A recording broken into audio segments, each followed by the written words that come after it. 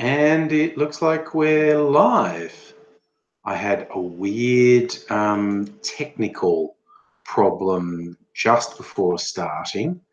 Nothing dramatic, but the image was really shitty quality, and then I realized it wasn't using my webcam. It was using the laptop camera, and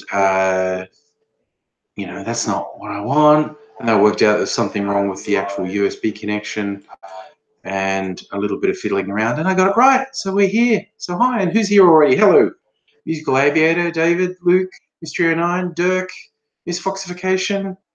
Good evening, one and all. Yes, I'm just taking advantage of the fact it's a public holiday tomorrow, so don't have to get up. So hey, why not party? That's a very nice color, isn't it? So I got some passion fruit. This is another fruit cup I made myself. With some passion fruit syrup, some pineapple coconut juice. So it's very tropical. Even though summer's over, I'm going to still make myself some tropical drinks. And hey, like I said, given I don't have to get up tomorrow, maybe, go to town. Dirk, it is not a national public holiday. It's one of the state holidays. It's like Labor Day or something. I think it's only a public holiday in Victoria and Tasmania, actually. So I had to explain to my young'uns because they're at uni, and unis only observe federal holidays because they're federal institutions. So even though they might have been gearing up for a holiday tomorrow, they need to check if they have classes scheduled. Heine been doing a camera walk. Not completely sure what a camera walk is. I will, doing good, yeah. Maybe, who said that? I saw someone say, Luke, yes. Might have thought it'd be you, Luke. Saying I should get drunk. Well, I might have a few drinkies, that's for sure. Passion fruit syrup is quite heavy. Out of my mixing spoon.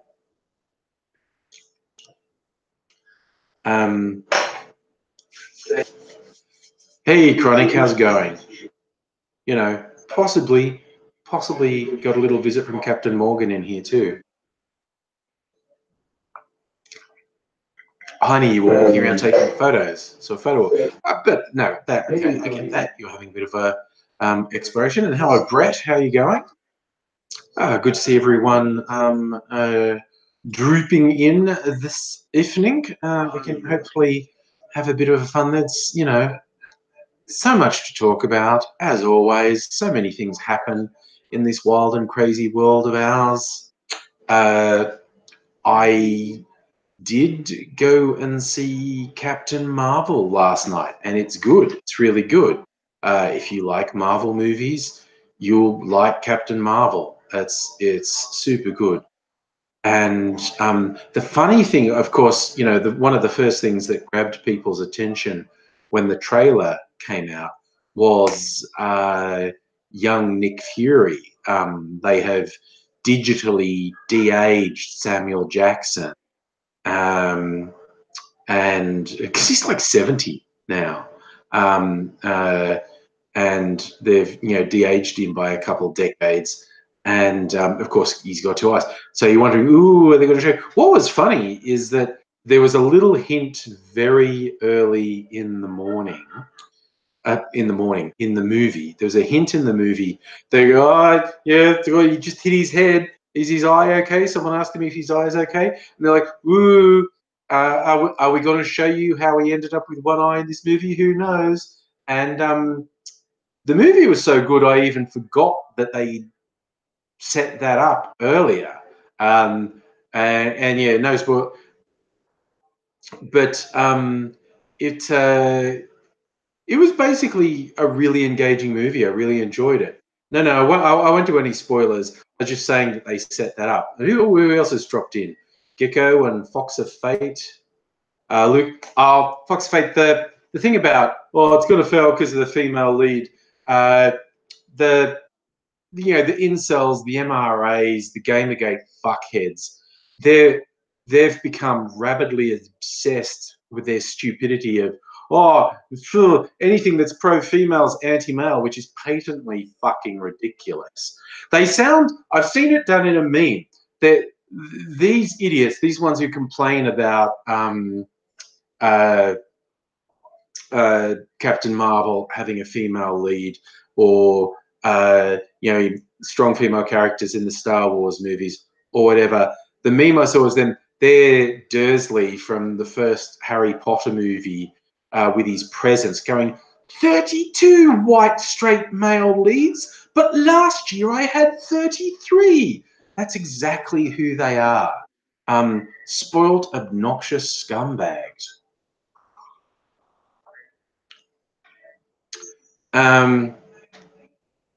But yes, the that's the one, Mr. Anon, the manosphere.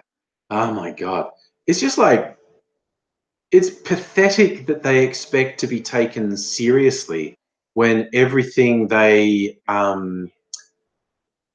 say is just the same knee-jerk stuff. Was it Dr. Obama? Sort of 17-minute rant by someone who hadn't even seen the movie. That's their MO, very much there, right there. David, I have not seen Alita Battle Angel, and I'm not familiar with the anime either. I may not see that till it sort of gets the home release. I'm not rushing to see that. I was kind of interested in Alita, but not super interested. In this Volkswagen, I think even calling them male supremacists flatters them. They're just ridiculous, spoilt little boys, and they're quite pathetic. Yeah, Chronic, they're the people who bombed the review sites with negativity before the movie was even released. And that's what those sites seem to be slowly waking up to. They get gamed really badly. Hi, Belinda. How are you?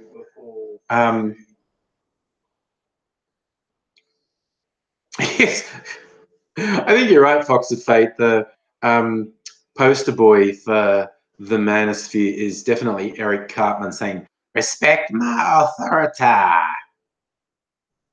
David, do you want to see the new June? I thought it was a series. I know there's a new June being made, but I actually thought it was a series for like one of the subscription services. I haven't been paying that much attention. So you may be right. It may be a movie. I'm aware there was a new June in production. Dr. Obama, who's my favorite PM? Oh my God, that's like saying what was my favorite boil I ever had on my body. I don't know. I mean, as in, if you went by favorite, would you mean who introduced policies I most supported, or just in terms of personality? I mean, I wish I was old enough. No, I don't really. I'm plenty old enough, thank you. But on one level, I wish I was old enough to really appreciate the influence of Gough Whitlam on Australia and Australian politics, because that was someone who attempted to be revolutionary. And I'm not old enough to have a practical understanding experience of what it was like with Whitlam as Prime Minister. This might be an unfashionable choice, but just kind of in terms of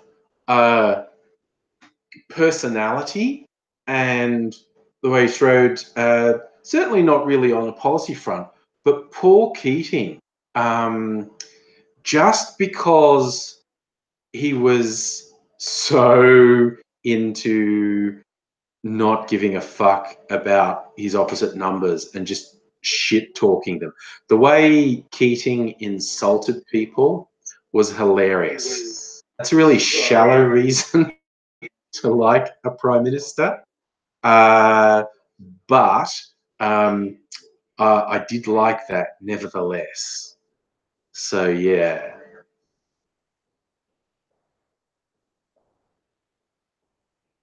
David, did the MRAs have mother issues? They just have issues. Look, they have to degree the young angry white males who have nothing to be angry about because everything goes in their favor. They have to a degree been cynically exploited uh, by really quite evil people promoting extreme right-wing ideologies, because it's just latched on to when there are people who tell you that all your basest instincts are right, that you're the good guy, that when you feel these negative things, when you think, I'm not getting literally everything my own way, I must find someone to blame. And then they get these people going, yeah, it isn't your fault. Here's who to blame. It's the feminists, it's the non-white people, it's the invading hordes.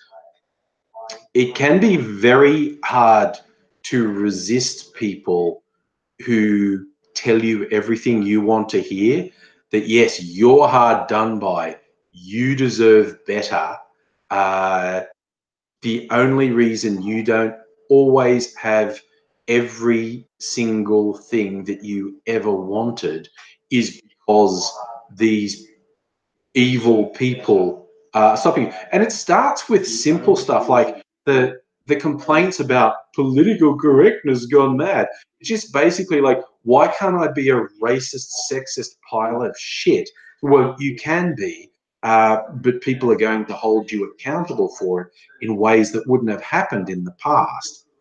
And when they get people telling them, oh, yeah, when those people got angry at you and told you you were a real piece of shit for that misogynist bullshit you said, for that racist crap you were spouting, they're actually wrong and you're actually right.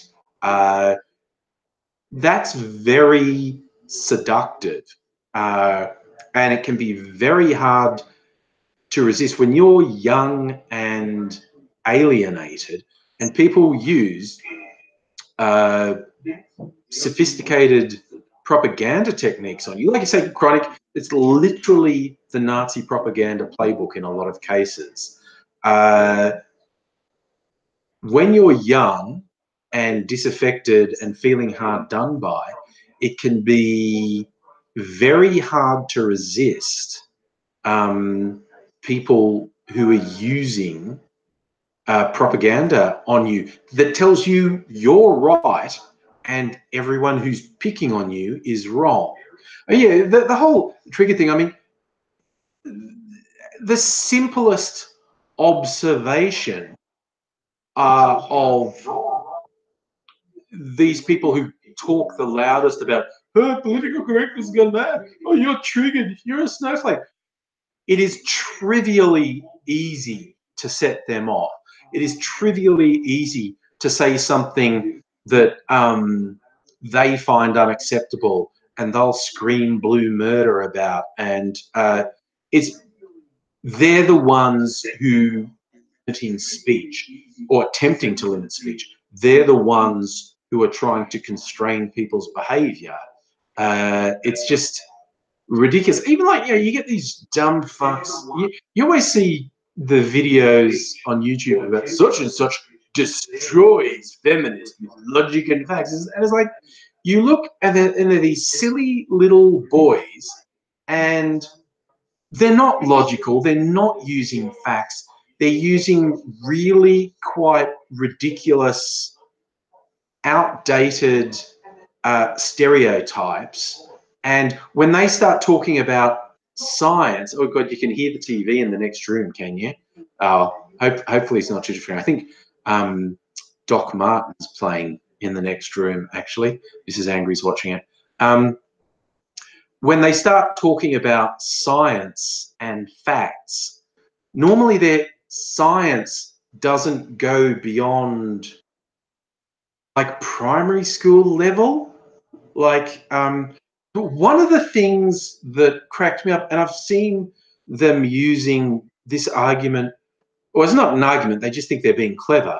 When they're talking about trans issues, and they're going, there's not even any such thing as transgender, there's men and women, it's biological and blah, blah, which is absolutely unsupported scientifically. It's the direct opposite of the actual science of genetics. But the one I've seen them use repeatedly is a little grab from the old Schwarzenegger film, Kindergarten Cop, where a little 4 or 5-year-old boy says, boys have a penis, girls have a vagina. And that's a great laugh line in that movie, because it's really incongruous to have a kid say that like that.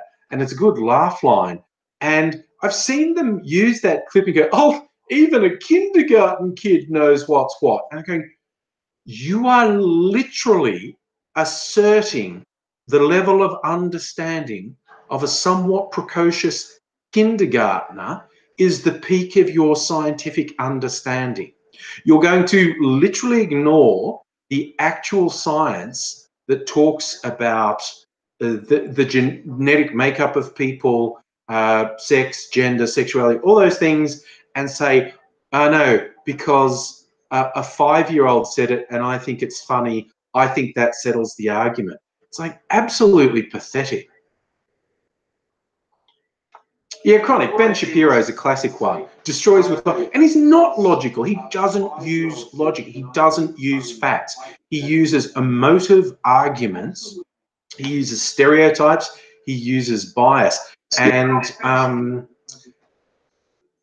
remember there was one in particular, like he was on some panel with a trans woman and he kept calling the trans woman sir, and she leans over at one point and says something along the lines of, Sonny, you call me sir once more and you're going home in a body bag. And like there's a really direct threat that she's going to fuck him up. And he's decried it. See, I'm perfectly reasonable. They're emotional. And I was being civil. And they went like, no, saying the most insulting, obnoxious, abusive thing you can think of in a level tone of voice is not being civil. I mean, if I sat down there calmly talking, making up absurd, offensive shit about him, his sexual proclivities, and too much intimacy with his grandmother. But if I said that in a level tone of voice, I would not be being civil. I would be being rude, spiteful, and trying to provoke a response in him. And it's just like, it's absolutely absurd the degree to which these public figures who think they're the voice of conservatism, they're just grifters. They're lying, cheating con artists.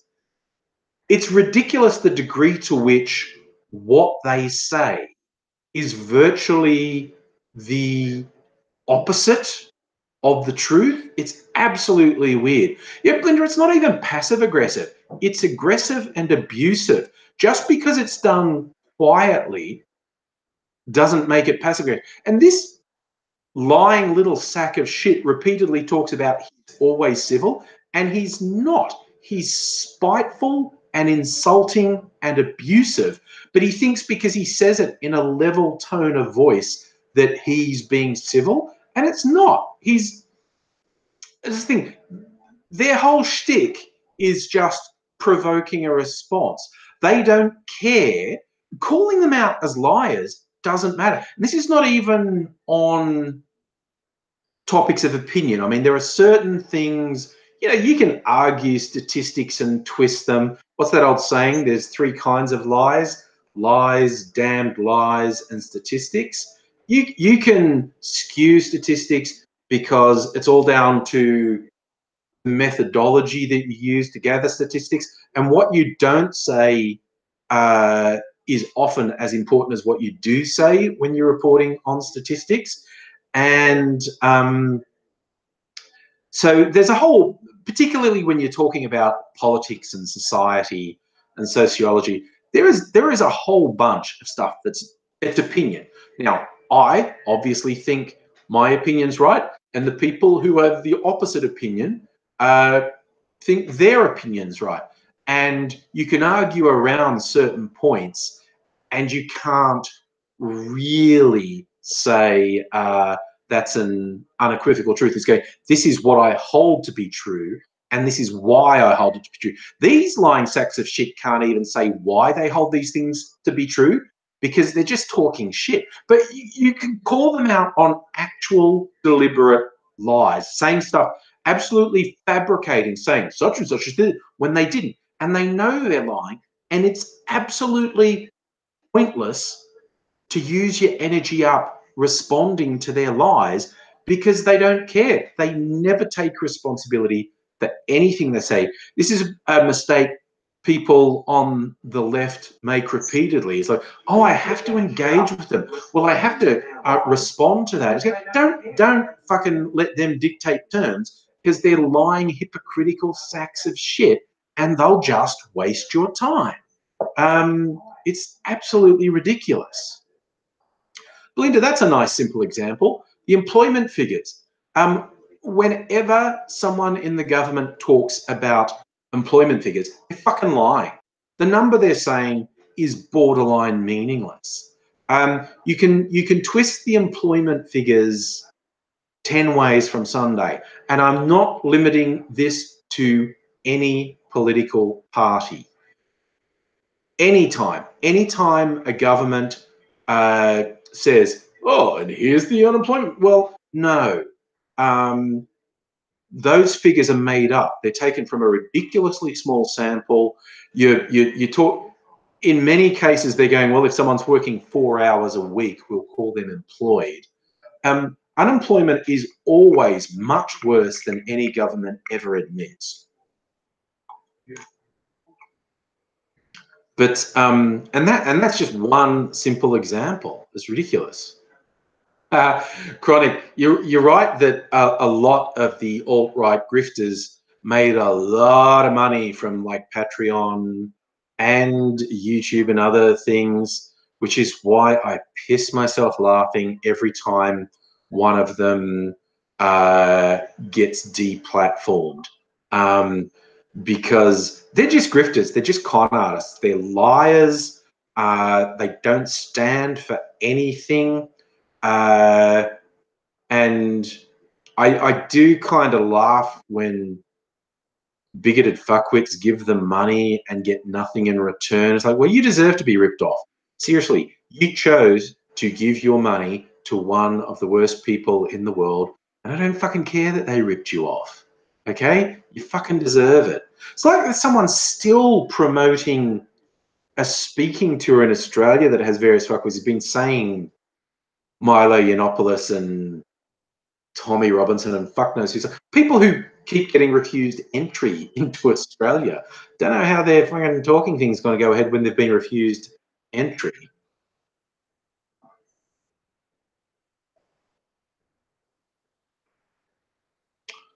I think I missed something interesting. Oh, we're talking about the brain when we talk about transgender and cisgender. Look, honestly, I think there's a lot that is yet to be understood about sex, gender, sexuality, and just human nature. I don't believe that anyone has been able to categorically define, if these things happen, you are transgender. It's like whether it's chromosomal, physical, psychological, as you say, you know, it's literally your brain is telling you this is who you are. Yeah, like, you know, this is who you are.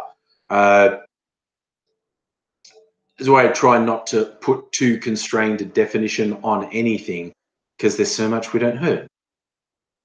Fox of Fate, I did hear that they backflipped on banning Milo Yiannopoulos, but God knows they'll probably backflip again. They're fucking flip-floppers. And I think the whole thing of, you're right, Miss Boxification, Milo's statements making light of pedophilia is, he's never really going to escape from that.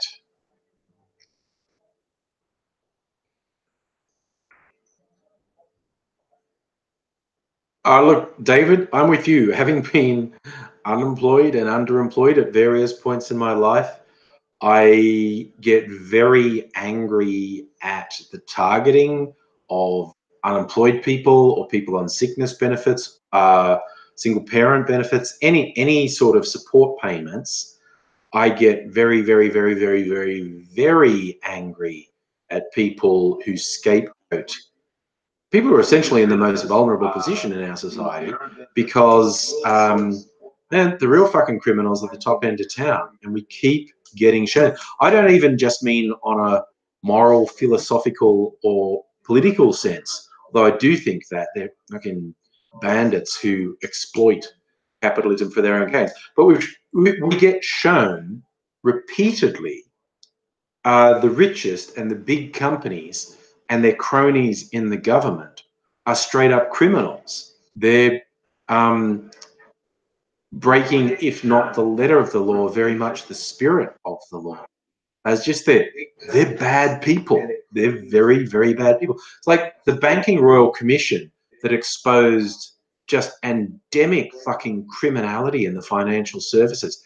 And the Libs fucking resisted that Royal Commission, voted against it for so many years.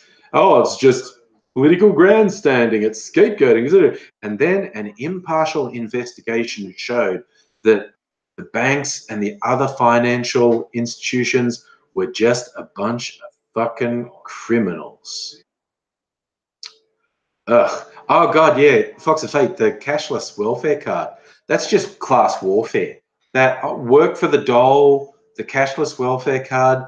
That shit is demeaning, brutalizing. It's class warfare.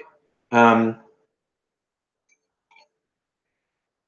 like the ruling classes need to take some history lessons. You go about unions. What do they do? I go, well, when the day comes when you push people too far, the unions lead people to the streets. You got to look at history.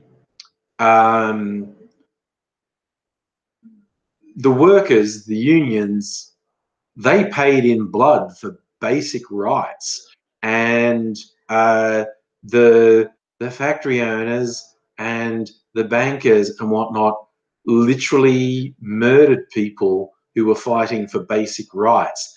And yeah, these assholes have got to be careful, or they're going to see a rise in guillotine manufacture, basically, one in every town square. And they get put to good use. What's the dole gecko? I think dole as a welfare payment is a very old term. I know there's a phrase in English, you talk about paying, doling out money.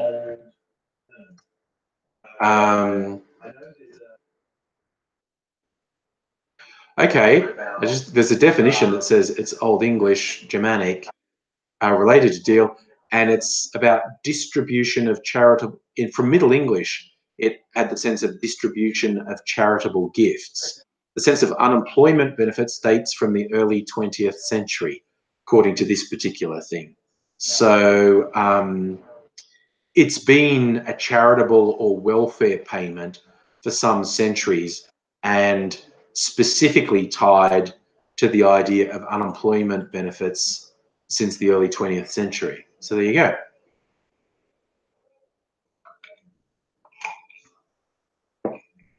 Boba, self-service checkouts. Well, okay, here's the thing. Trying to hold back automation never happens.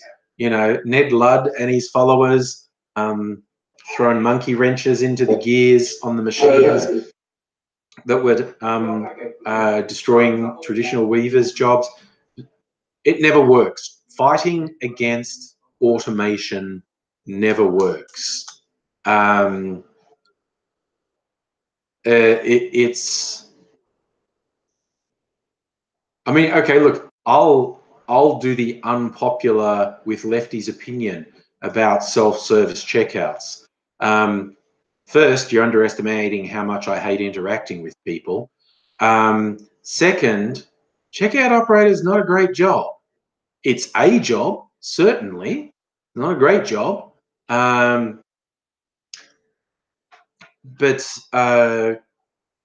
which is not looking down on checkout operators. It's just like, I'm not really going to fight tooth and nail to defend checkout operator as a job because there's not a lot of future in it. I'm more for fighting for more productive jobs. But hey, you want to know automation? Most people have twigged that self-driving vehicles are going to put a lot of people out of work, particularly in the US. Truck drivers are a huge area of employment, and they're going to get hit really hard. It's going to completely change society, like the number of people who are employed as drivers who won't be in that job. But I tell you, you know what's going to get hit by automation? Really high-end jobs. GPs, doctors, they're going to be all but wiped out by automation. Because when medical research algorithms become sophisticated enough, a machine, like we all joke about Dr. Google telling you it's cancer and whatnot, but we are not that far off machine diagnosis being orders of magnitude more accurate and faster than a GP. And GPs are bad. Surgeons will go by the wayside. That I am God mentality of surgeons, that robot surgery will replace them within a couple of decades. Robots will get so sophisticated and they will never get tired. They will be far less mistake prone than human surgeons. And it's going to everything about medicine is going to be completely changed by automation. So the next 50 years are going to be. Charasi, I like your point there that the human empathy thing will be what doctors do. Yeah, a doctor who says by telepresence you're going to die. There's a writer I quite like, and I mention him a lot. His name's Cory Doctorow, writes a lot of speculative fiction, and he's on a very popular blog called Boing Boing as well. But he is very good at extrapolating what technology is doing now and what societal trends are and where they might go. He's not trying to predict, because he's really talking about we're making these decisions in the world today, but here's a fun exploratory idea of what could be. And he had one where it's like the post-scarcity future. It's the singularity has happened, right?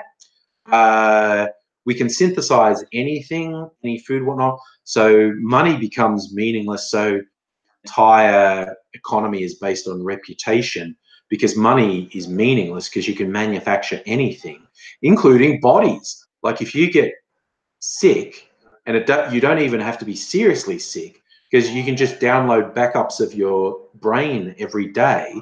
you can just replace your body. And some people go in for extreme body modifications because they can, because you can manipulate stuff at the genetic level, give yourself wings, a prehensile tail, whatever.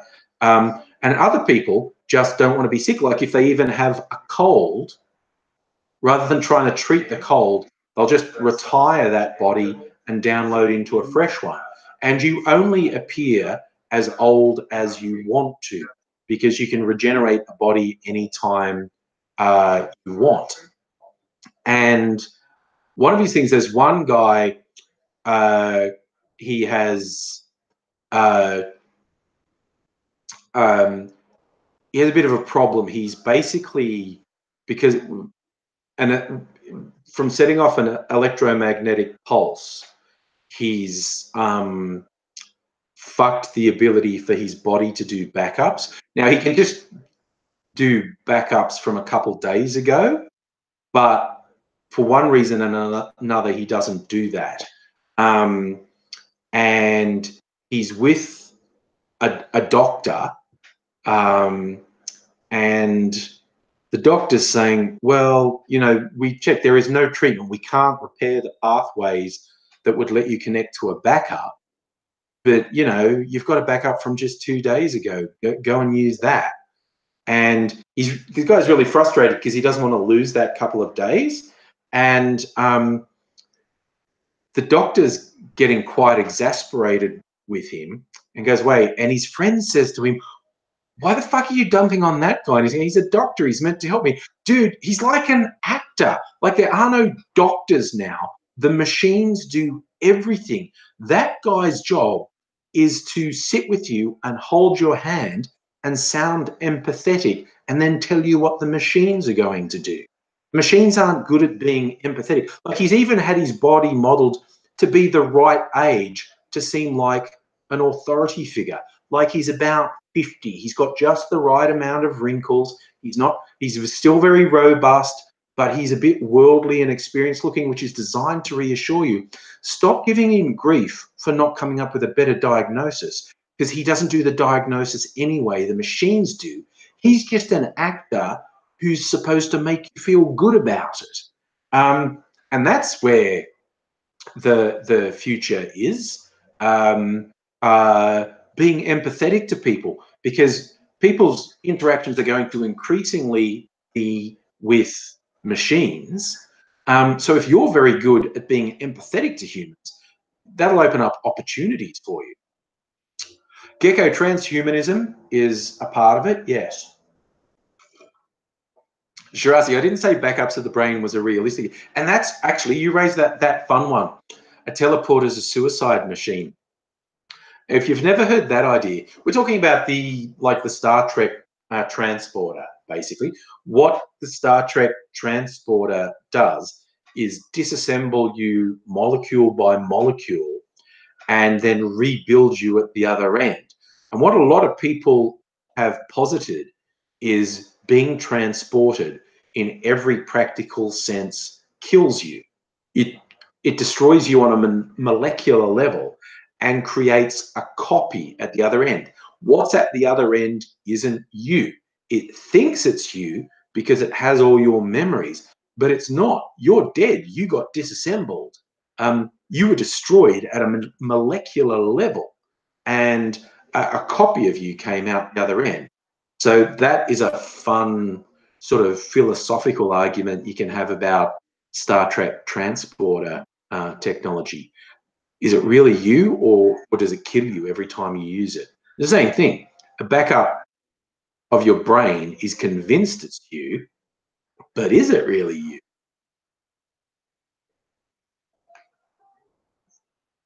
See, David, this is why we have to overthrow capitalism, because we are rapidly approaching the point in history where employment in the service of capitalism can't be a measure of your value as a person, because so few people will be employed.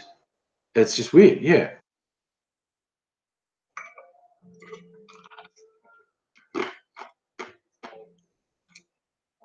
That's the big question, Gecko.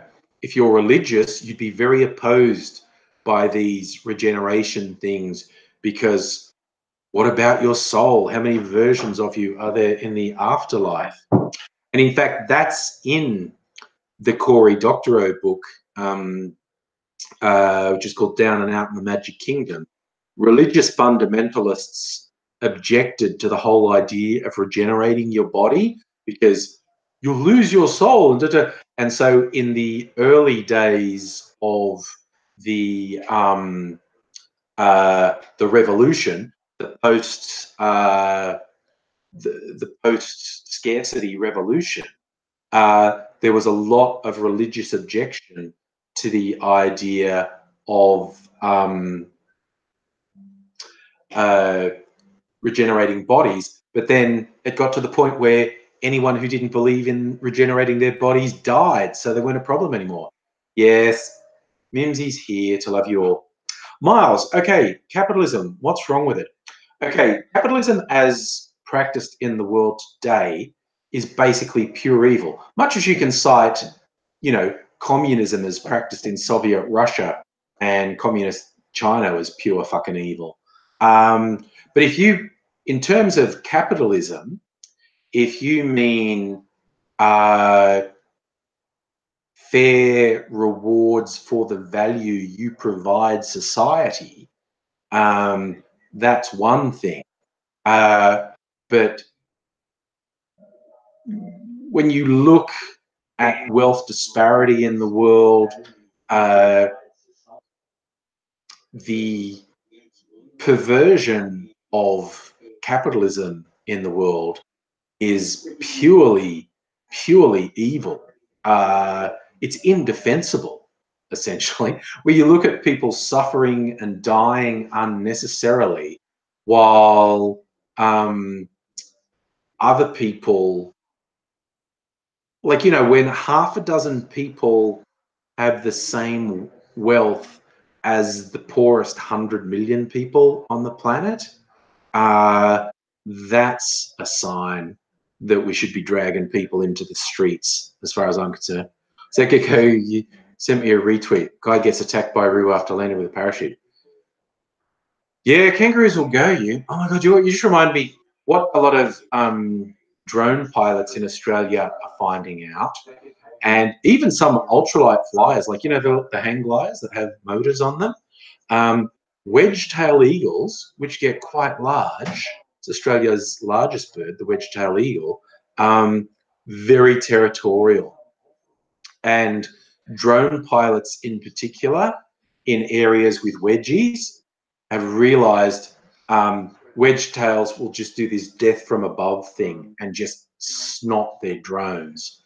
And there's a couple of funny videos on YouTube and other sites. I've seen one with a guy on an ultralight, and it's a hang glider with a motor basically, and they're in a little chair, and a wedgie doesn't like them and is swooping them and attacking their canopy.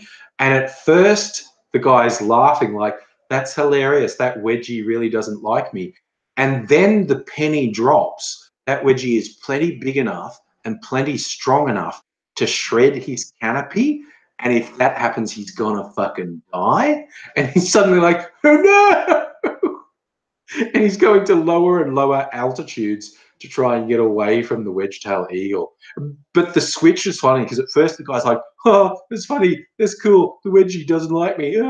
And then the penny drops that the wedgie is actually capable of killing him. And he's like, "Oh no, run away!" They're very territorial, angry birds. But yes, they're majestic birds. They're just very territorial. But yes. Oh, David, fucking people only work because they not because they like it. No, look, and because the fields, I work in white collar and have for 30 years. I've been working in jobs for 30 years that I've made a lot of money from. Their only purpose is to prop up capitalism. Like, there's such massive, massive infrastructure to prop up capitalism. And like, it feels like 75% of jobs just aren't productive. You're just a cog in this big machine that's keeping capitalism rolling. It's absolutely ridiculous. Miles, do we have pennies as in 1 cent? No, we got rid of 1 and 2 cent coins a long time ago. Because, as I'm sure you were going to bring up, the 1 cent coin in America is very uneconomical, costs more than 1 cent to make. Same as the $1 note in the US is basically costs more than $1 to make.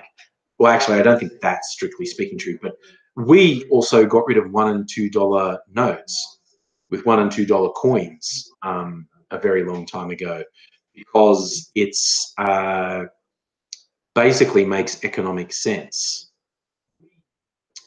New Zealand got rid of 5 cent coins as well. I think the lowest denomination in New Zealand is a 10 cent coin. And I know a lot of people have said we should do that too. Tendo, you saw a study that found people are only productive for about 3 hours and faff around for the rest of it. Those people are hard workers compared to me. Miles, you're Canadian. What denominations did you get rid of in Canada? Because I'm not that familiar with it. Ah, Dr. Obama, yeah, the old silver 50-cent coins. Well, they're worth, just the metal's worth more than 50 cents. But the ones that, they weren't pure silver, but they had silver in them. Yeah, they're worth a lot of money to collectors because they got taken out of circulation. But they're worth a lot of money to collectors.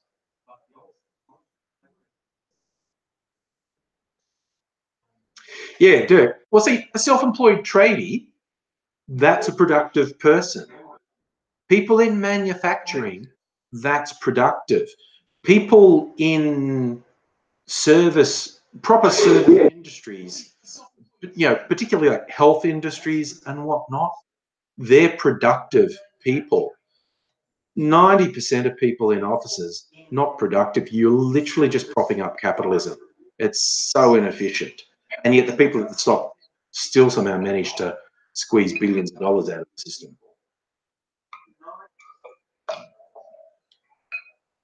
Gecko, I was taking the piss a bit when I said I don't work 3 hours a day.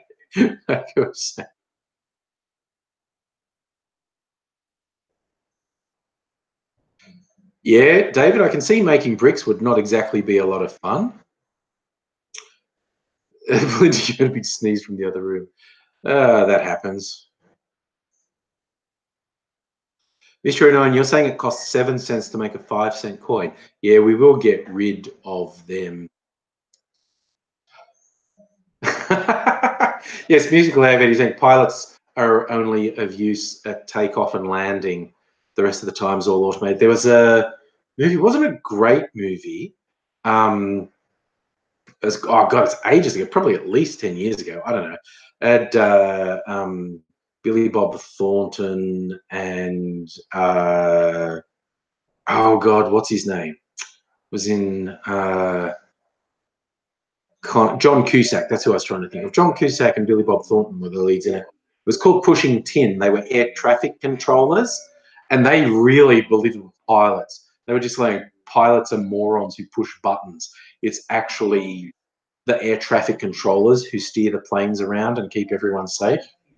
Dr. Obama, I'd classify bartender as a very productive job. Look, people who provide stuff, people who make food and entertainment and support services is a very productive.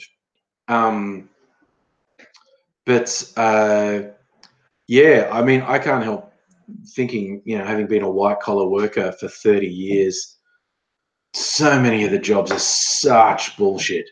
You're just, you're just propping up capitalism. You're just keeping the wheels of the machine turning. You're not producing anything of value. It's ridiculous.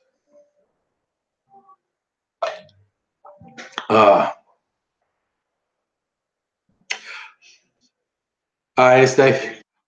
my two oldest brothers were brickies labourers. Yeah, we'd go to physically stack 7,000 bricks a day.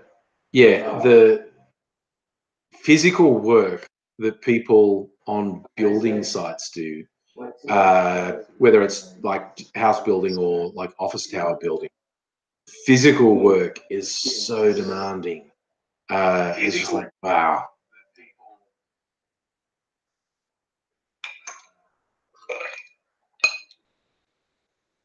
Dr. Obama, am I against capitalism?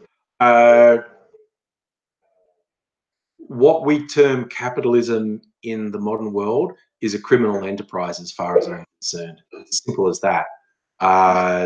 You look at the original philosophical works that defined capitalism, like Adam Smith and stuff like that, and the way the world works today bears no relationship to the original philosophy of capitalism. Same as what happened in the Soviet Union and China bears basically no relationship to the founding philosophies of communism. But yeah, in simple terms, I go, am I against capitalism? Depends what you call capitalism. If you mean the way Western economies run today, I, without hesitation, say that's more of a criminal enterprise than anything else, and it needs to be stopped. It's unsustainable. It's the entire system is propped up by lies and oppression. So yeah, you want to get me on my revolutionary high horse? I'll do it. I'll do it. Don't you worry.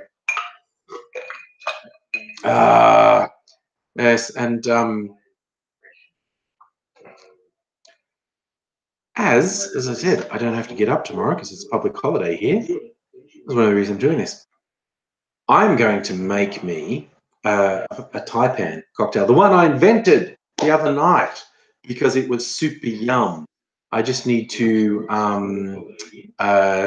get bits and pieces together. What are you looking at? You're right. I can see. Okay, I'll tell you. Laptop screen, camera on top right there. The chat's there, but my head is there, like is there. That's where I'm pointing. That's my head, and I have an unconscious need to look at myself when I'm talking.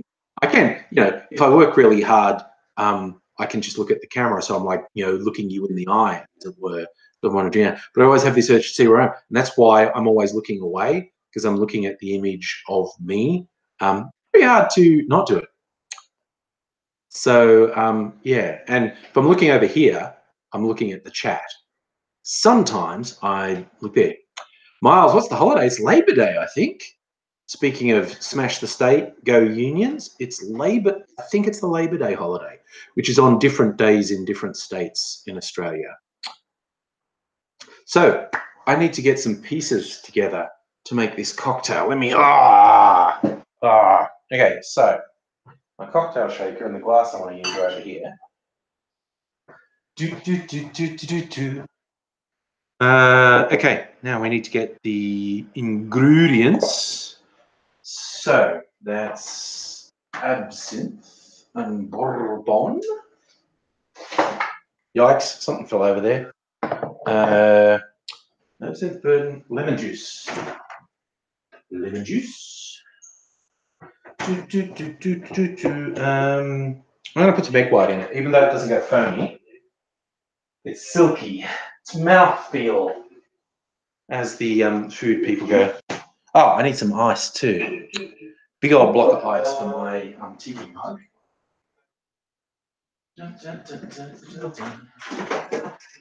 Oh, shit.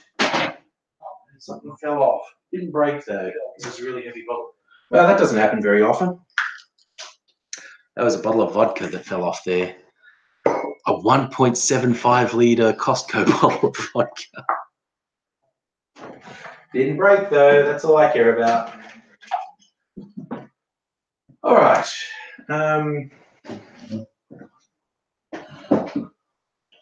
I know, mouthfeel sounds dirty. Who's it? ContraPoints makes mouthfeel sound dirty.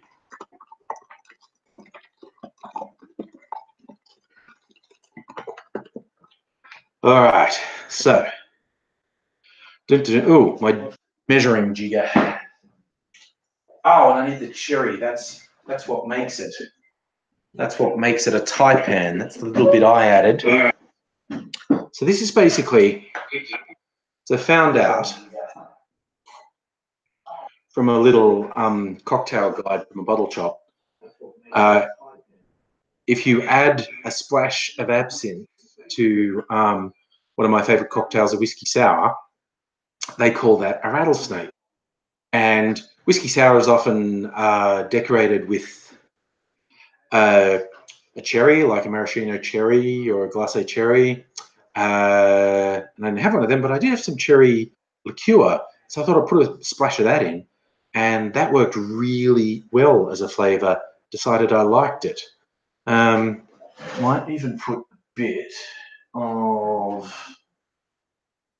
Oh, this is where I can't find the thing that's right in front of me. Bit of the sugar syrup.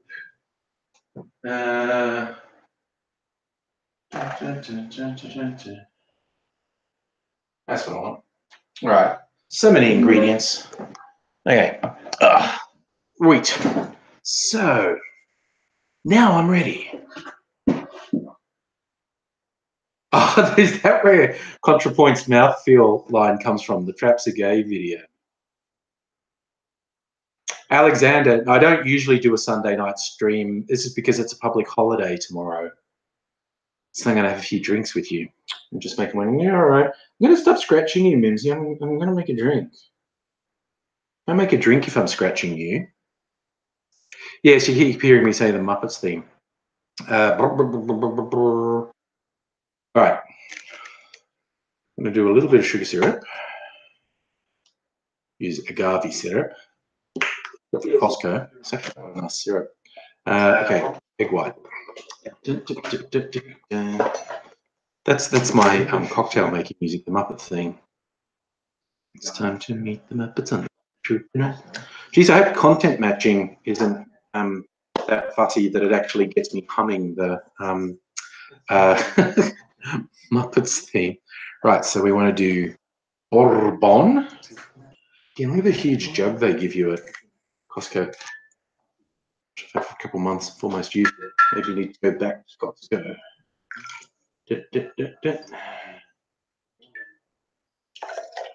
I want. Let's make it a double because it's a Sunday night treat. Okay, stop headbutting me, Mimsy. I'm busy. I know you think it's all about you. Okay. That. Lemon juice. Gecko, you think it sounds like I'm humming a Nickelodeon game show tune? Don't think I watched enough of them to know any of those tunes. There's definitely the Muppet Show theme in my head that I'm humming along to. Where did I put my absinthe over here? Just a little splash of the absinthe. Hey, Megaleech, how's it going, buddy? I like that, Tyrannical. ContraPoints is the modern day philosopher we need. Love the production values in her video. You know, I don't know if her very well-reasoned, very well-thought-out videos are enough to change any bigots' minds. But if all she does is help people who just wanted to hear a sensible voice telling them that they're not the ones who have the problem, then that's a good thing. Obviously, you know, if they sorted out some bigots as well, that would be great. All right, shaky, shaky, shaky, because that's what we do with cocktails. Well, not all cocktails, some are stirred, obviously. As the ridiculous line that got popularized by James Bond, he says he wants his martini shaken, not stirred. Nobody shakes a martini, you stir a martini. But it did go a bit foamy, which is nice. So that's just the visual aesthetic foaminess. That was weird. Maybe I put less absinthe in there, because the absinthe seemed to kill the surface tension, and I didn't get the nice foamy bubbles. But see, now I've got a nice foamy drink. Look at that. Oh, my little tiki mug. There we go. Tiki mug. Ah.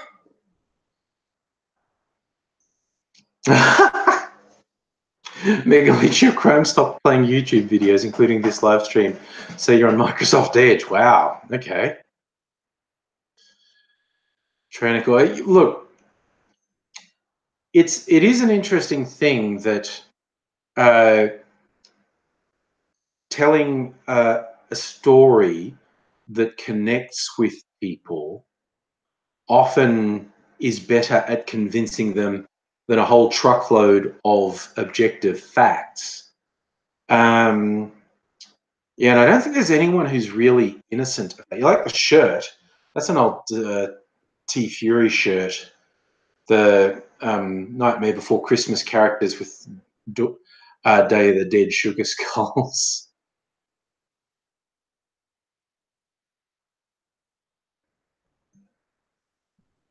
Miss Foxification, you want to go off grid, buy a bus or a van, live outside of society. Well, I can see the appeal in that quite. Don't put your tail in my drink, Mimsy. What are you doing?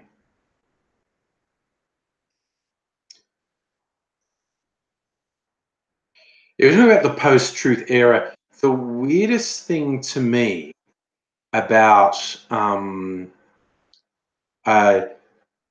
particularly people who identify as, being on the right, who talk about, facts over feelings. They don't deal in facts. They deal in emotion and feelings and prejudices. It's absolutely ridiculous.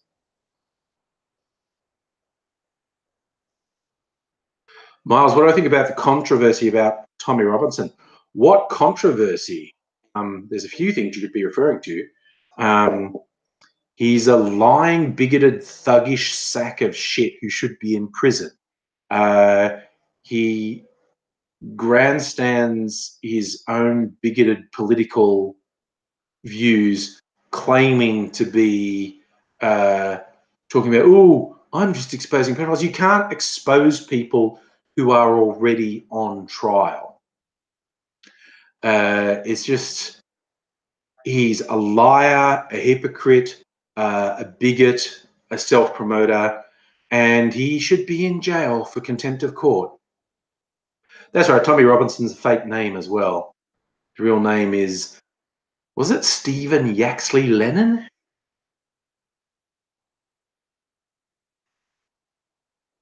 It's a new time in the US.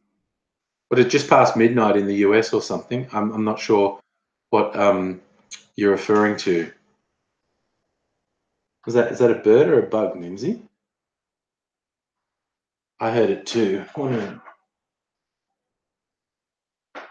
It's a bird or a bug. No. Oh, did you just cross daylight saving?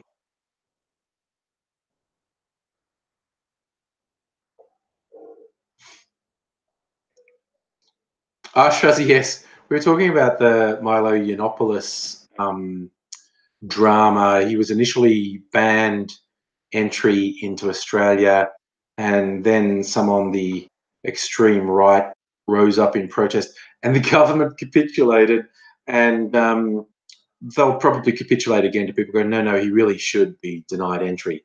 He's a grifter and a scumbag.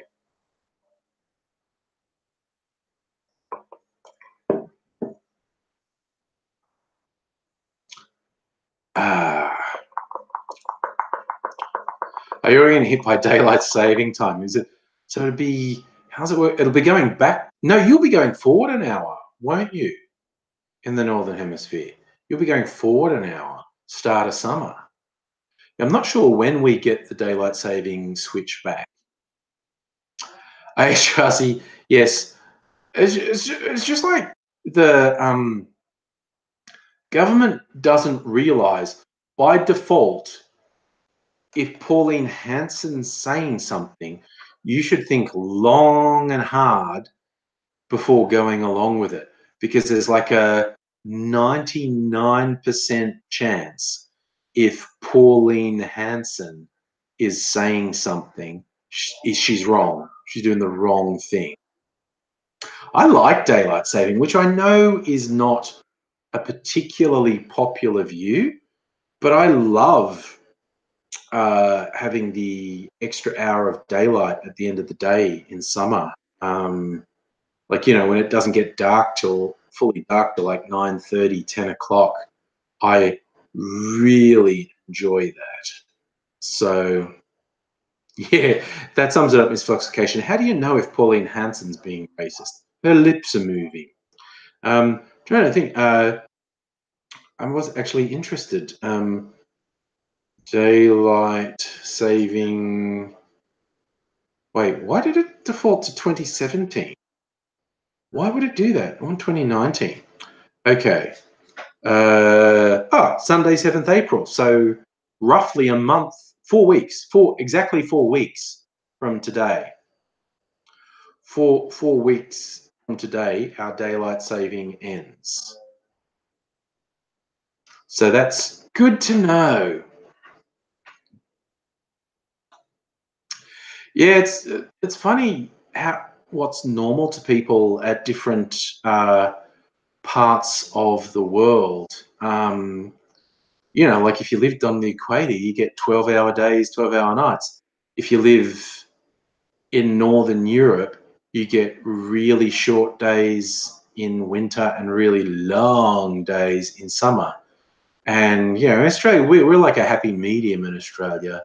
There's quite a divergence between the shortest day in winter and the longest day in summer, but nowhere near as big as the divergence you get in Northern Europe. But yeah. Nintendo Lunchbox, I think it was originally a farming thing, but I quite like it. Oh, Belinda, who's worse, Pauline Hanson or Clive Palmer?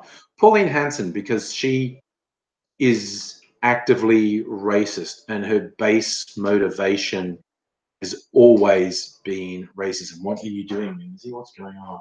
No? Okay. Yeah, she's worse. Clive Palmer is a piece of shit. And when you look at all the court proceedings against him, he is a very untrustworthy person.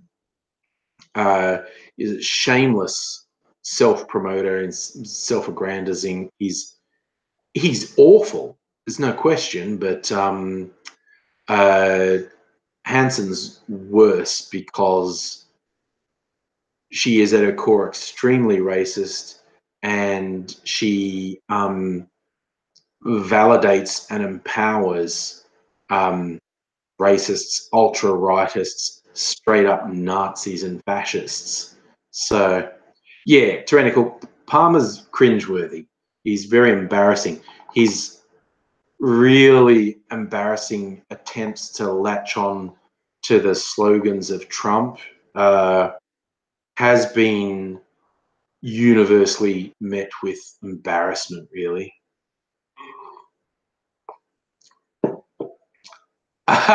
Fox of Fate, I remember that. There was that weird video she made as a publicity stunt because she's saying, I'm being threatened by people, I might be killed. So she recorded a video that started with her saying, if you are seeing this video, I have been murdered. And it's just like, oh, it was just typical shameless self-promotion and drama. Jurassic, Pauline Pantsdown's response. Man, I'm still mad that Backdoor Man is banned in Australia. So, yes. But yeah, Pauline Pantsdown is still around, still contributing to the dialogue sometimes. Nintendo Lunchbox. Oh, the Leaving Neverland. That hasn't officially been screened legally in Australia, I don't think. I'm in no rush to see it. I mean, I had always been in the camp that MJ was a pedo. I just thought it was fucking obvious. And apparently, while it definitely only tells one side of the story, apparently the Leaving Neverland doco has been very effective at persuading people who were on the fence. Diehard MJ supporters not swayed at all. I did see an article, I think it was published by Forbes. Someone, they really did a fairly good job on attacking the Leaving Neverland documentary and saying why it was not. They didn't mince words. They didn't even say it was flawed. They said it was wrong. And like I said, I'd always been of the opinion he was guilty. And this person did a very good job at raising doubt. But yeah, some people are going to defend him till the end of time. And of course, I mean, I'm not sure how the American legal system works. It is important to note he was put on trial once and found not guilty. He obviously can't be put on trial being dead and all. He can't be found guilty of a crime. But an equivalent that could happen in Australia, for instance, we could have a royal commission. We could have an investigation, and it could find, and say, yes, we have compelling evidence that these crimes were committed by this person. And it could be thinking, I'm not sure how the American legal system works. I'm not sure if there is an equivalent legal investigative procedure there. So it's not like a court case because MJ's not on trial because he's dead. But yeah, for an equivalent case here in Australia, we could have a coroner's inquest or a royal commission, or there are ways to have legal investigations that can have findings. It's not the same as him going on trial while he's alive. Mr. 09, I don't know anything about Evan Chandler. I know various people have tried to extort money out of MJ or his estate since he died. There is clearly a lot of people who've been involved who aren't particularly trustworthy, but it's also a very dangerous thing that happens in a lot of sexual abuse cases. Defenders attack the character of the accuser, not the not the actual crimes. Like they try and say, why would you listen to that person? They're a bad person. They don't actually go against the evidence, such as it is. They actually just attack the credibility of the victim. And while there are definitely people, and there have been over the years, people who are outright scammers who are trying to extort money from the whole thing. It's a very dangerous path to make your defense an attack on the character of the accuser.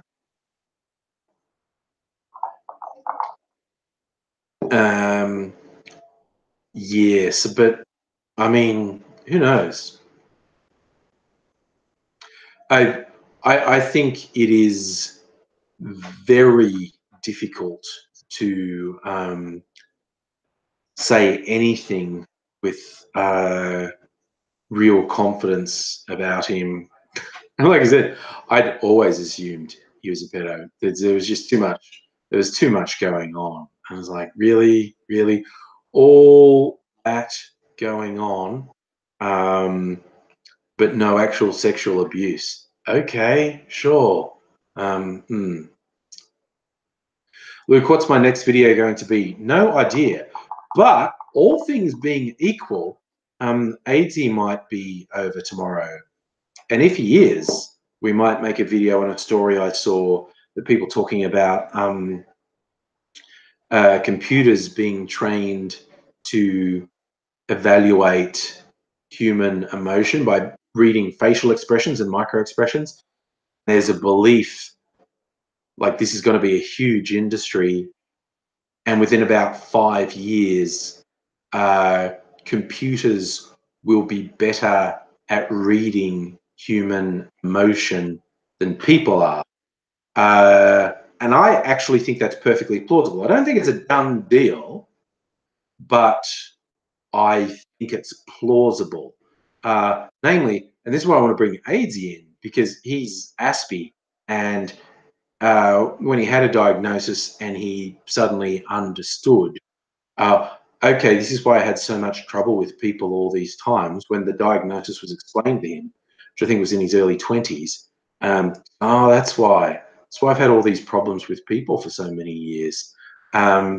So he trained himself. He just treated the world as a big laboratory and said, okay, if I say something like this and that person responds like that and this turns in their voice and their face does this, that means this. And so with years and years and years and years of practice, he, in a lot of cases, is better at reading people's reactions than non-Aspie people are, because he doesn't read people's reactions by instinct. He evaluates all these things. That means the person is feeling this. It's not always going to be right, but he's going to be right a lot of the time. So I thought, this is your chance to make money, man. Turn those Aspie skills into an algorithm that you then work with the people developing these computer systems, these machine learning systems, and you could actually teach them how to read human reactions. So next video may well be that. Yeah, Miles, that's a good point. Those machines could be very good at poker, picking up all the micro expressions, little twitches that last less than a second that people often miss, that if the machine system doesn't miss them and has enough of a knowledge base to know what those micro expressions mean on a particular person, poker is one thing that it would really help them with. They'd know when someone's bluffing and when they're not.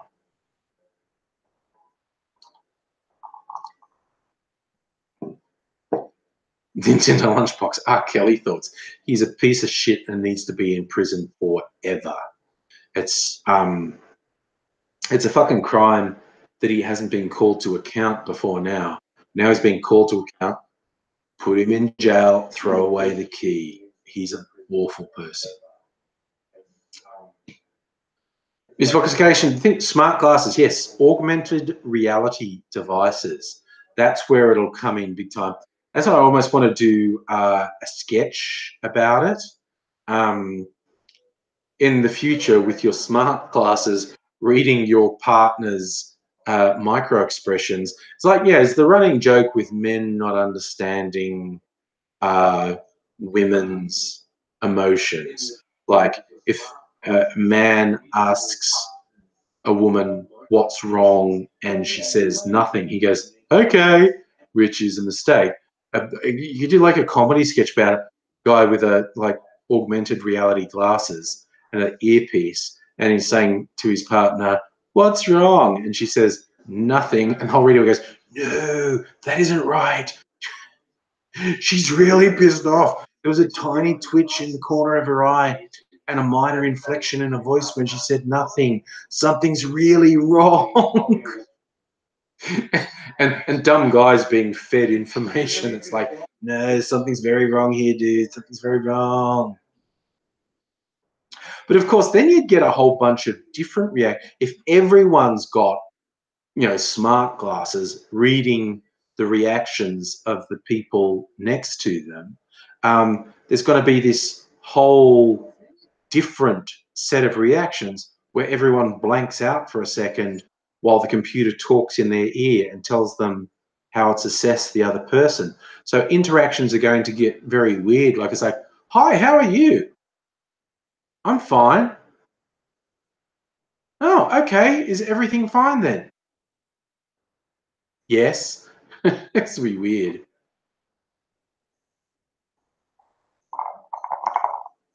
But I think that is well within the bounds of something computers would be able to do in 5 years. Because it's just an algorithm. It's a very complex algorithm. It's thousands of calculations. A computer can do thousands of calculations a second, though. If you give it the right algorithm, Gecko, you are probably right. We'll ultimately have contact lenses, smart contact lenses. And yes, one of the reasons people didn't like Google Glass, Luke, is the idea of them recording. People thought they were too intrusive and whatnot. But the onslaught of these devices is just inevitable. There's no way it's not going to happen. You look at the number of invasive technologies that we now take for granted. Like, yes, there might be some initial resistance to people wearing glasses or contact lenses that were recorders, but once enough people are wearing them, yeah, that was the name they had for people using Google Glass, Gecko, glass holes, which I thought was hilarious. I love that. As much as it's a cliche to invoke Black Mirror, the TV series, Black Mirror looks at that really well. There's one episode where everyone has these contact lens implants and they record everything and you can play back memories and whatnot. And it's a really good episode of unforeseen social cost of that level of surveillance. Gecko, do I consider CCTV invasive? Yes, I do. I really, really, really do. But that's going to be nothing compared to the future. There's a very interesting article recently published in Wired magazine. You can find it online. I've talked about it in live stream before. It's called The Mirror World. It's basically how the internet, computers, AI are going to map the entire world digitally. And then you'll have smart devices. It'll start with phones. It'll be phones at first, but they'll have a complete overlay of the real world. And there'll be just shit tons of information. You just be able to go, on this street, there are these businesses that are around like that, and they'll show you exactly where they are. And if you're a developer or in politics, go, here are the developments proposed for these areas, and this is what it would look like with the developments in place. You recreate historical events on that location. There are a million uses for it. Yeah, misfoxification. The UK is particularly bad for CCTV everywhere, but that's nothing compared to what the future is going to be. There'll be ubiquitous smart device mapping of everything. We will be tracked non-stop, and the system will be exploited repeatedly by bad actors, whether it's bad actors in government, law enforcement, or the criminal world. This constant surveillance and tracking. There's a few people are pointing out how China's super bad for it. Hey, Lindsay, jumped up into my lap that time rather than jumping on her little tree. Yeah, China's very bad, but it's going to be pervasive, and the system will repeatedly be compromised by bad actors, whether it's state-based bad actors, industry, business-based bad actors, or criminal or mischief makers. We're going to have heaps of problems. Oh, misfoxification. Again, I mentioned Cory Doctorow. I think he was the first one to come up with the idea of a hat or glasses that have infrared light emitters, and they white out your face. The trouble with that is in a surveillance state like China, you stand out if you do that. The camera might not capture your image, but it captures your existence, and it flags you as an antisocial person. You would definitely expect to be arrested in China if you had something like that on cap or glasses. The interesting one that Cory Doctorow posited is one step further. It was a whole outfit that radiated invisible infrared light, which overloaded the cameras, but the cameras had a correcting mechanism. This essentially made you invisible because the software behind the cameras, when there was a flare out, compensated for it. It took it as a bug, and it made you invisible. You weren't a flared out white thing like a cap or glasses with bright lights on it would make you. It manipulated the software behind the cameras to make you essentially invisible to cameras, which was an interesting idea. Another fun thing people talking about with the facial recognition cameras, I did see an article where someone thought, can I evade this facial recognition? And what they worked out, I don't know if you've ever heard of a military type of camouflage that's called Dazzle, was deployed on warships in particular, and it's really stark, jagged, black and white shapes, lines, and what it does is break up the outline of the warship, and it makes it really hard, if not impossible, to effectively gauge how big the warship is and how far away it is. It confounds various sensors, and this person found they could confound face recognition technology with Dazzle makeup, really quite extreme black and white makeup. The only downside of that is, of course, every single person notices you.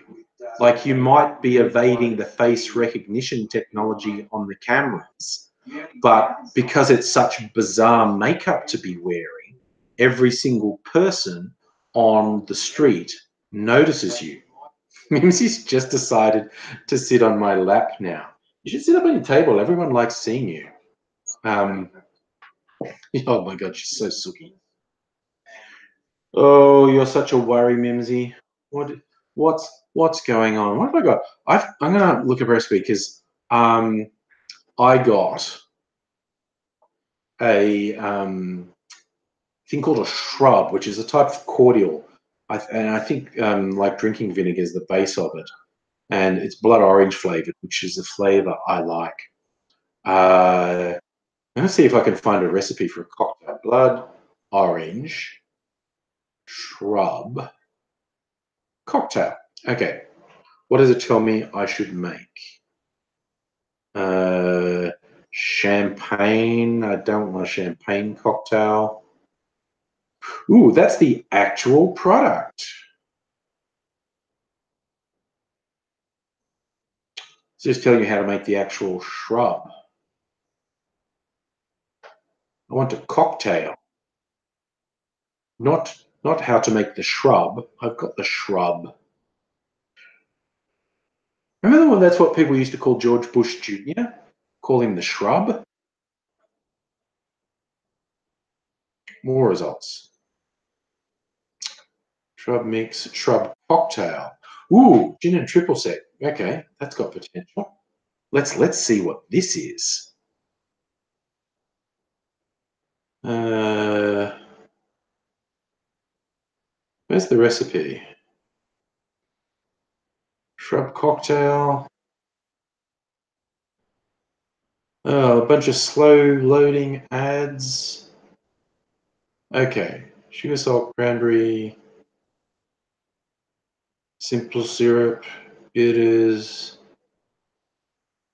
gin and triple sec.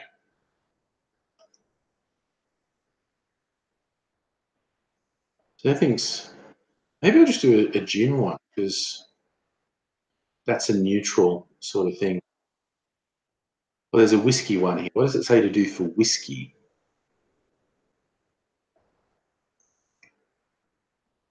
My God, we're all talking about juggalos and furries. The conversation's gone weird when I haven't been paying attention. Wait,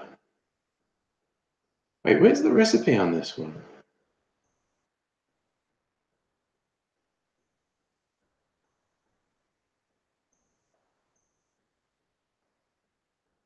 Is it?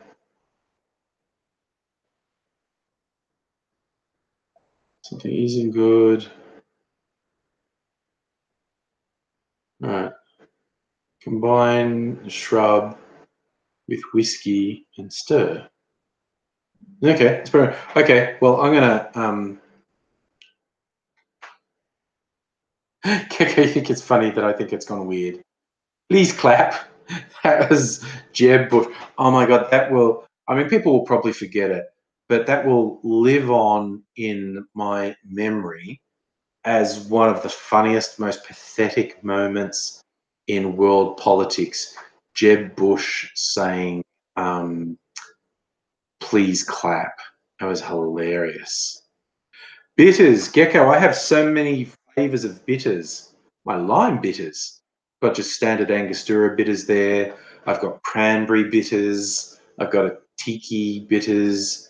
I've got some Australian ones. One that's based on Australian bush fruit, finger lime and lemon something. Uh, I have a whole bunch of bitters. Like I think I've got a different little bit. What the best description of what bitters is it's a flavor enhancer for cocktails. People have often said, as herbs and spices are to cooking, bitters are to cocktails. So the usual bitters is usually not the main feature of a cocktail, but it's like a flavor enhancer, like herbs and spices. So I'm going to make another drink. I'm going to improvise a drink. Yeah, I know what I'm going to put in it. All right, I need to rinse this. It's full of the. Yeah, do I? I don't care. I'll have some residual flavor. I might even just stir this in rather than worry about it. Need to get my gin. I think it'd just be gin and the orange. Maybe top it with lemonade. I don't know. Okay, so gin. That didn't fall off the thing, did it?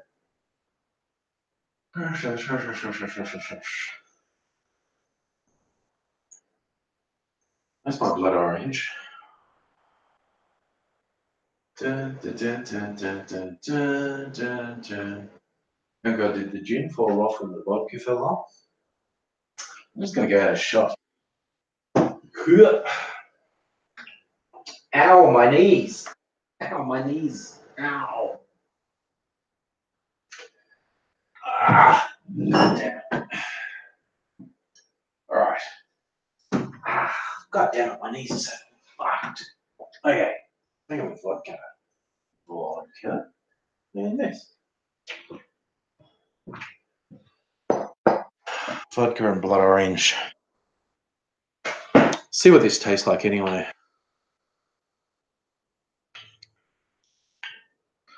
Okay. Yeah. This is going to be an experiment. Let's go vodka. Yeah, anyone who says they're into cocktails is going to have bitters. Probably more than one sort. It's another giant Costco bottle with vodka, 1.75 litres. So that, now I'll put the blood orange shrub in.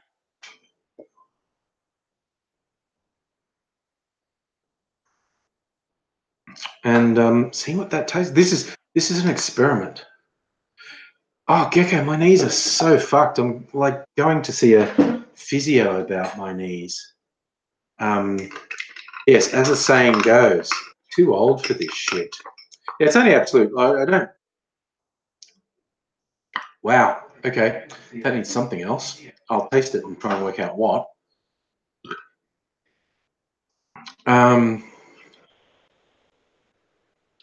Whew. You with the glass with the top cut off. The funny thing about, I don't know if you can even see it. It's got a handle built into the glass. So make like a big beer stein. If I cut off the top, it's got a handle and just yar. Yeah, I just have it as a mixer. It's okay, straight. I've got some. I still have some Crystal Head vodka, which I think is a much better drinking vodka than Absolute. How's that? Oh, that's actually okay. So that's literally just vodka and this blood orange shrub. What do they say to have? It's a slightly sour cordial made with fruit, cane sugar, vinegar, and aromatics. So this is often just used as like a cordial, like just put it with soda water. Their recommended cocktail is vermouth, this stuff, rye whiskey, and a dash of bitters, which I could make.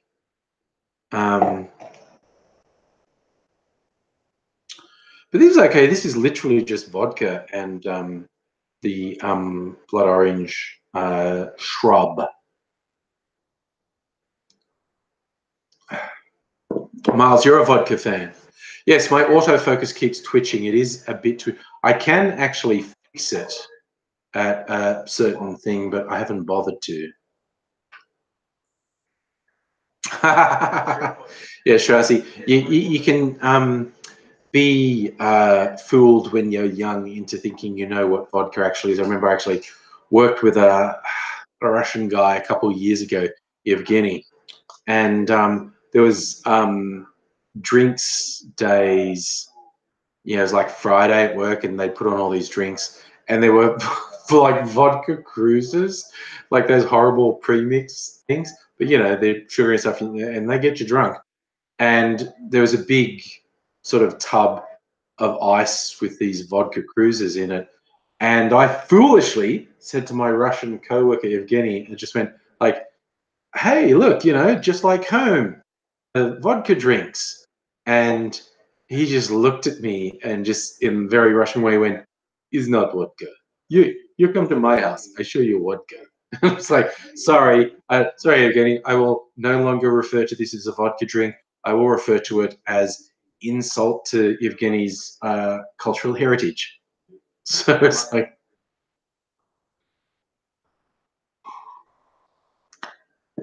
Miles, I don't drink beer at all. I'm not a beer drinker. I might actually top this up with some lemonade, which is a really wussy thing to do. I'm going to do it anyway.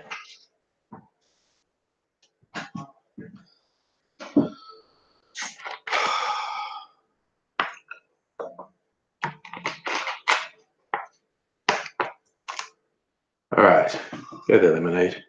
I'm just drink a bit fizzier. Gora, you haven't drunk since the election. I intend to drink quite a bit in the next federal election. Here, I'll do a live stream on election night. Put a bit more ice in too. I've got some ice in this other thing for my fruit cup. I like ice. Belinda, you're a schnapps fan. I'm not really a schnapps fan. Yeah, Shrazi, I could do the I get knocked down thing, but I don't like lager. I do the whiskey drink, the vodka drink, and the cider drink. I just don't like lager drinks. That's pretty good. But yeah, you know, it's again, I don't look down if you drink beer. No, people like what they like. I think snobs for anything are really fucking annoying, honestly. I mean, you know, I get embarrassed by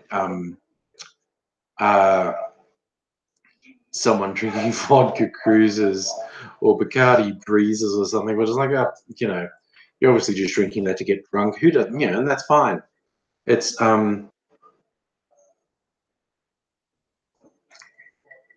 okay. Mimsy keeps jumping in my lap. You just so want the attention, don't you? She's so funny. Aussie ASMR, multi-layered. You find me sexually attractive. Well, who can blame you, quite honestly? Funny, funny cat. Oh yeah, well that one song, Shiraz used to say, Chumbawamba were like, yeah, extreme leftists, anarcho communists, and they made a fortune with that one song. But there was that period in the 90s where the bands who'd been around for ages had one huge international hit. Chumbawamba had Tub Thumping because they'd been around for ages prior to that coming out. Bare Naked Ladies had 1 week. They'd been around for ages before that was a big hit. They never had one. And who's it that no, not good. The impression that I get. Who is that? The sort of ska band? Never had to knock on wood. God, now I'm getting 90s nostalgia. Mighty Mighty Boss Tones. Mighty Mighty Boss Tones. They'd been around for ages, and then they had that one huge international hit. The impression that I get. But what weirded me out is those were all about the same time. 3 different acts who'd had diehard fans for ages, but they'd never been huge. And I think it was all in the same year. It was very close. They all had one massive international hit. Chumbawamba had Tub Thumping. Boss Tones had The Impression That I Get, and Bare Naked Ladies had 1 week. That was weird. I really remember that. It was super. I find that super weird. I got okay. Yeah, okay. You grew up 90s. I grew up 80s. I still have a real soft spot for indie 80s music. Although I do notice recently, because I paid for YouTube Premium, and I found out you get the YouTube Music app as part of Premium. So I've been at work. I've been listening to some of the curated playlists that YouTube Music provides, and oh, Miles, do I know Crash Test Dummies? Sorry, I couldn't resist that line. That's how to say yes, I know Crash Test Dummies. I've been listening to a lot of the curated playlists on YouTube Music, and I love current indie music, particularly the really poppy stuff, and a lot of incredibly strong female artists, particularly from Australia. A shit ton of really good female indie pop artists in Australia in the last couple of years. But anyway, but you know, they're curated lists. They have current ones and 90s ones and 80s ones. And I love listening to 80s and 90s ones because that's like reliving my youth. But I notice if you go for an indie playlist from the 80s or 90s, there is much fewer female artists in there and much less diversity. If you get a modern indie playlist, there's going to be a lot more female artists in it. There's going to be a lot more cultural and racial variety in there, and even stylistically, you're going to have like more hip hop. You'll still have pop and like guitar rock and whatever, but there's a lot more diversity in current indie music than there was in the 80s or 90s. And the 80s and 90s was my favorite, but it was really stark when I went with these 80s, 90s playlists. There's stuff I loved, great stuff. I really liked the playlist. It was like, wow, there is like real preponderance of white dudes with guitars in this. And I have to admit, that was my music. There's no two ways about it. My music in the 80s and 90s was white dudes with guitars. And it's not bad music, it's good music, but there's a lot more diversity in indie music these days. And I have to admit, in Australia, I think we're really spoiled having Triple J, and particularly Unearthed. Unearthed is such a good service. Dozens and dozens of really good artists have got a break through Triple J Unearthed. And just like stuff people are producing in their bedrooms. And it's so good. Gecko, I like gorillas, yeah. Safa, do I have a vinyl collection? Yep, I never got rid of any of my vinyl. I developed a really big vinyl collection when I was at college. So it's all, not all, but it's mostly 80s and early 90s. I got 3 milk crates of albums. I got 1 milk crate of 12-inch singles. That's how 80s. That was like the 80s art form in vinyl. 12-inch singles, extended mixes of songs. That's uber 80s. Oh God, this foxification. You're being so square. Dire Straits money for nothing. There's guys I was at school with were really into Dire Straits. There was a funny song. The song was like a reaction to, it was old guys reacting to MTV. Money for Nothing was a very funny song, and kudos to Dire Straits for it, quite honestly. Yeah, well, Shirazi, that's how I carried them around. It was milk. Although they're not literal milk crates, they were like reproduction of milk crates that you got from record stores that was specifically sized to fit 12-inch vinyl in. Miles, has hate speech in the lyrics? Probably. It was like the 80s. Hate speech was really normal back then. Oh, and I've got a big box of 7-inch vinyl as well. There's some really good singles in my 7-inch vinyl collection. Do I think vinyl sounds better than CD? No, I've never really been one of those people who obsesses about vinyl, because vinyl is a really vulnerable form of music. You get the scratches and crackles and whatnot on vinyl that you don't get on digital music.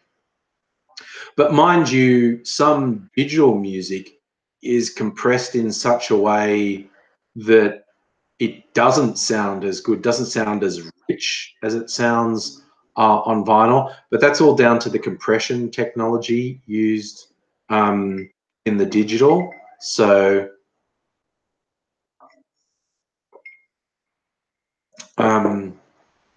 wow, this is actually okay with lemonade. This is really good.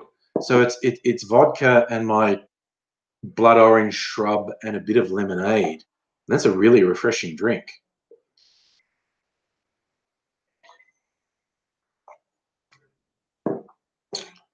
But yes, I bought a turntable that has plugs for like USBs to record straight to USB. I have the grand plan to at some point convert my favorite vinyl to MP3, because I have a turntable that's designed to record the vinyl as it plays and record it to like USB. That's very time consuming, and I've never been motivated to do it. What I need, right, is to win lotto, and then I will hire a lackey to record all my vinyl and convert it to a digital format so I can listen to it on my phone. Gecko, don't use that. Dude, you're going to tell me something really complicated, aren't you? You're going to tell me a really complicated way to convert my vinyl to digital. Even just that is too complicated and too much of a pain in the ass, and I haven't done it. So no, I definitely need to win lotto and be rich enough to hire a lackey to do mundane technical shit for me, like convert my vinyl to digital and fix my fucking computer for me, make my computer run faster, or build me a fast computer. So I definitely, when I win lotto, I suppose I should buy a lotto ticket if I want to win lotto. That's a minor impediment. But I'm going to win lotto and hire a lackey. And they're going to do all the shitty technical stuff. Yeah, convert my vinyl to digital and make my computer run better. And just handle that shit for me, because I don't have the patience.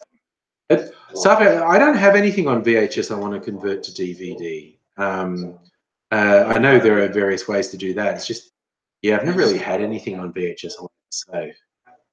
Okay, yeah, no, if you do a bunch in a row, the chat will ping you and say that was too many. I don't have any limit. I can impose a limit, which I haven't, but yeah. Yeah, Shrazi, got to be into a winner. See, buying a lotto ticket raises your chances of winning from absolutely zero to just barely above zero. Like, it's mathematically possible, but it's not much above zero. So yeah. But yes, I think, you know, if I win many $1 million, I'd be a very magnanimous millionaire. I would be a job creator, because I would want lackeys. I'm going to be honest here. If I had lots of money, I would be using it to employ lackeys, and they would do various things for me. Yeah, you know, it'd be awesome. I think I'd hire a stylist on top of the technical jobs I want people for. I think I'd buy a stylist. I'd employ a fashion stylist, so I didn't look like such a schlub all the time. You like the fluffy rear view of Mimsy, Mistress M. So yeah. Besides having a technology lackey, I'd have a stylist. Would I have a personal borscht? Now, there's some stuff I'd like to do myself, Gecko. Some stuff I'd like to do myself. I'd probably have a driver. I'd tell you that. Shrouzy, you think my hair needs working on? I am so lazy with my hair. This is like what I've been doing with my hair for 40 years. No, 40 is an exaggeration. 30. I've been doing this with my hair for 30 years. It's like I just so don't give a shit with my hair. Yeah, no, it's doing okay, the hair, for a 50-year-old. Maybe I'd pay for some really expensive, you know, same as Elon Musk paid, obviously, to have hair implants. Because you look at the pics from 20 years ago before Elon was rich and he was bald, and now Elon's rich and he's got a hairline that's more like this. That's what you use your money for, to give yourself a hairline. Although Jeff Bezos never bothered. Jeff Bezos just spent his money on a personal trainer. You look at Jeff Bezos at the start of Amazon, and he's a typical little nerd.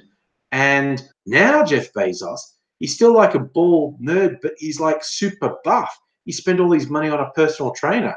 Go Jeff Bezos. Evil leech on society and needs to face the justice of the people. But, you know, he got buff. You got to give him that. No, Shirazi, Musk wasn't rich before.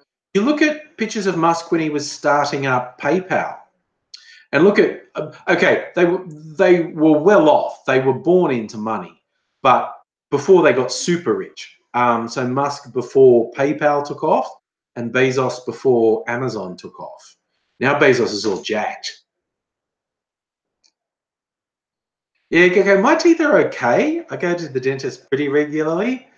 I'm concerned about the pain aspect of getting more done to my teeth, like getting Tom Cruise type teeth.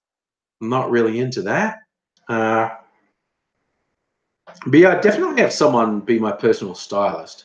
Probably someone just to Gecko, I didn't think you were telling me my teeth were bad. Yeah, someone to open doors for me. I definitely have a driver.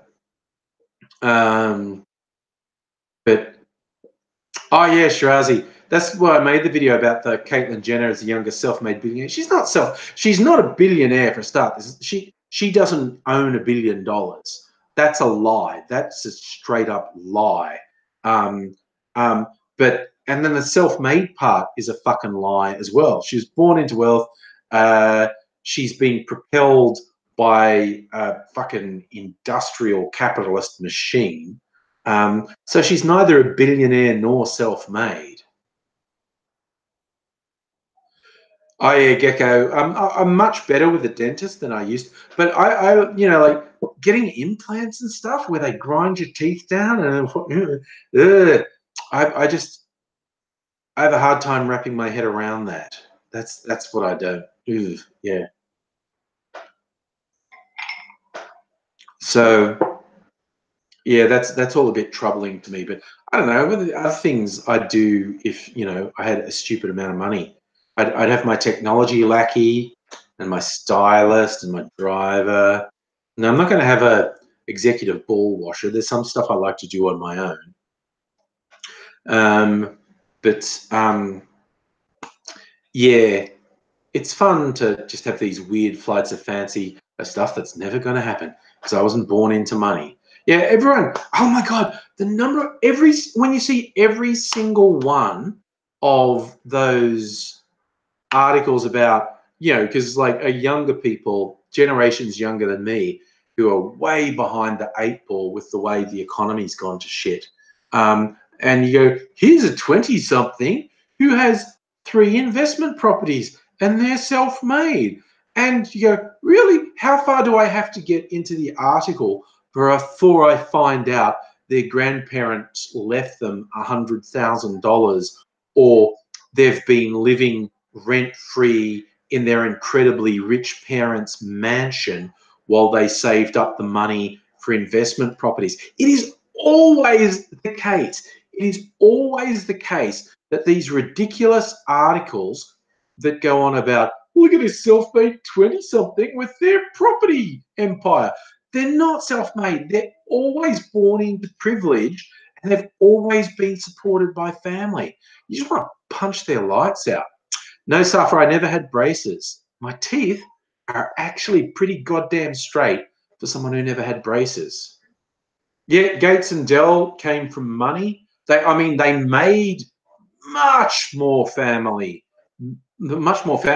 much more money than their families had. See, what Gates and Dell and Jobs had, they had a support infrastructure.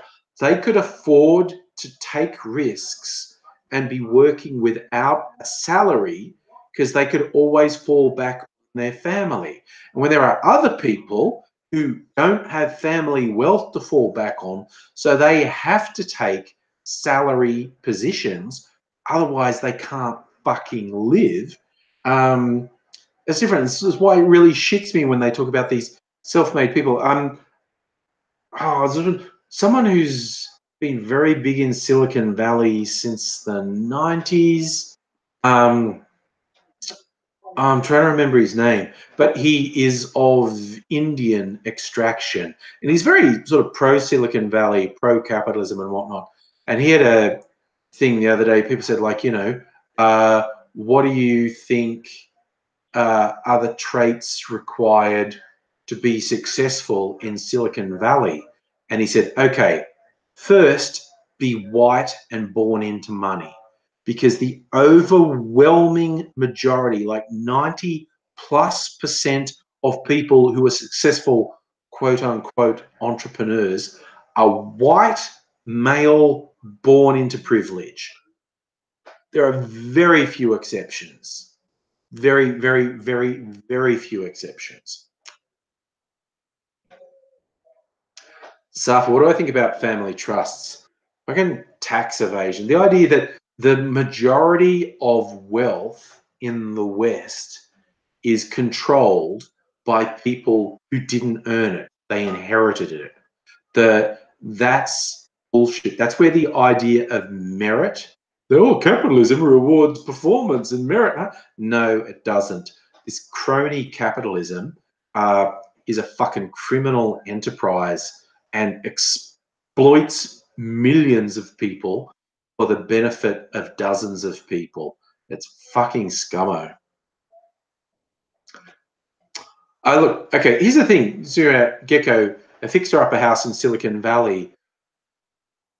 I've never been really super career-oriented or super money-oriented or super I'm going to live the dream.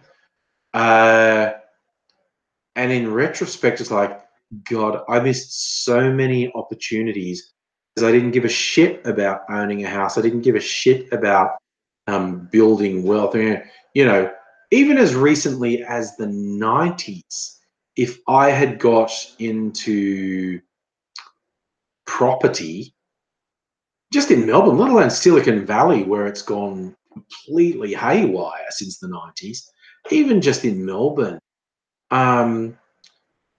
I was in positions where if I was really money driven, I could have made out like a fucking bandit. Because, like I said, I've been a white collar worker.